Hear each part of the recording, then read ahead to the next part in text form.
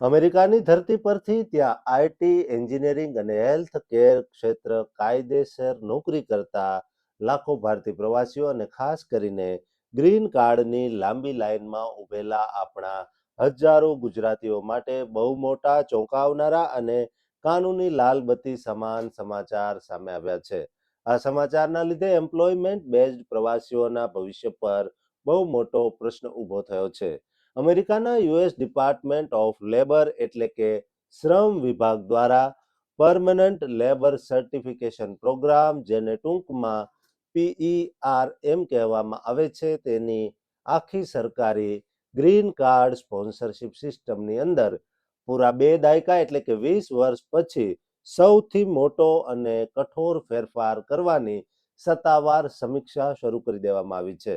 સરકારી અધિકારીઓએ સ્પષ્ટ સંકેત આપ્યા છે કે વર્ષ 2004માં બનાવવામાં આવેલો જૂનો કાયદો આજના આધુનિક યુગ અને કંપનીઓની ડિજિટલ હિયરિંગ પદ્ધતિઓ સામે સાવ સુસંગત નથી રહ્યો. જેથી હવે વિદેશી કર્મચારીઓની ગ્રીન કાર્ડ સ્પોન્સર કરવા માંગતા અમેરિકન માલિકો માટે બહુ જ કડક શરતો અને આકરી કાનૂની ચકાસણી લાગુ કરવામાં આવશે. આ કાયદાની જોગવાઈ એ છે કે કોઈ પણ કંપની વિદેશી કર્મચારી માટે ગ્રીન કાર્ડની અરજી કરે તે પહેલા જ તેણે પુરાવા સાથે સાબિત કરવું પડે છે કે તેમણે તે ચોક્કસ નોકરી માટે લાયક અમેરિકન નાગરિકોને શોધવાનો બહુ જ પ્રયાસ કર્યા હતા,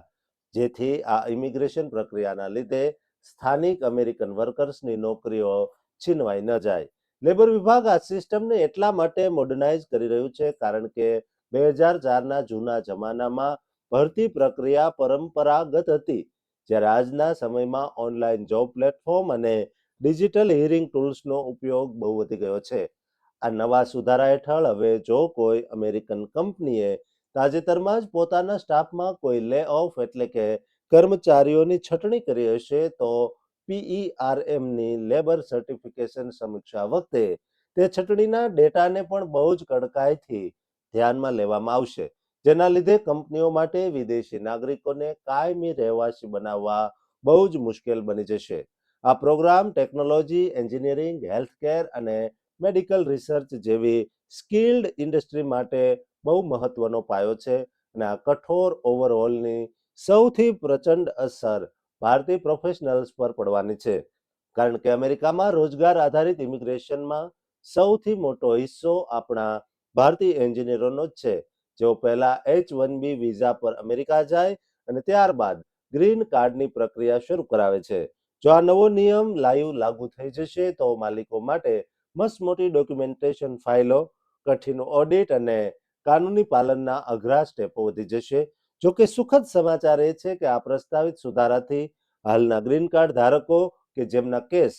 પહેલેથી પ્રોસેસમાં છે તેમના સ્ટેટસ પર કોઈ જોખમ નથી, પરંતુ જુલાઈ 2026ના મહિનામાં ટ્રમ્પ એડમિનિસ્ટ્રેશન દ્વારા H-1B વિઝા અને